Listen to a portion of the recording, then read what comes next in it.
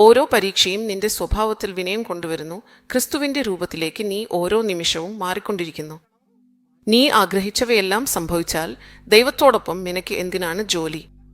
ഇനി കാര്യങ്ങൾ പൂർത്തിയാകാതെ കാത്തിരിക്കുമ്പോൾ നീ ദൈവസന്നിധിയിൽ വരും. മുട്ടുകുത്തും, പ്രാർത്ഥിക്കും. ദൈവം നിന്നെ കരുണയോടെ നോക്കണമെന്ന്, ദയോടെ കാണുമെന്ന് നീ ആഗ്രഹിക്കും. അതുകൊണ്ടാണ് ഈ വേദന നിനക്ക്. ഇത് നിനക്ക് നല്ലതാണോ? ദൈവം നിന്നെ വളയ്ക്കും, പക്ഷേ ഒരിക്കലും നിനക്ക് തകരില്ല. സ്തോത്രം. ദൈവം എപ്പോഴും ഞാൻ വളയുന്നു എന്ന് പറയുന്നു, പക്ഷേ ഞാൻ തകരില്ല. ഞാൻ തകർന്നു പൊട്ടിപ്പോയാലും അതും നിനക്ക് നല്ലതായിരിക്കും. തകർന്നും നശിച്ചും പോയ ഹൃദയത്തിന് ദൈവം വളരെ അടുത്തായിരിക്കും. ദൈവത്തിന് സ്തോത്രം സഹോദരങ്ങളെ. അതുകൊണ്ടാണ് പൗലോസും വിശ്വാസികളും പറയുന്നത്, നീ ഏത് കാര്യത്തിലും ദൈവത്തെ സ്തുതിക്കണം. ഇങ്ങനെ ചെയ്യുന്നത് തന്നെയാണ് യേശുക്രിസ്തുവിൽ നിങ്ങളുടെ കാര്യങ്ങളിൽ ദൈവത്തിന്റെ ഇച്ഛ. ദൈവത്തിന് സ്തോത്രം. ഹല്ലേലൂയ.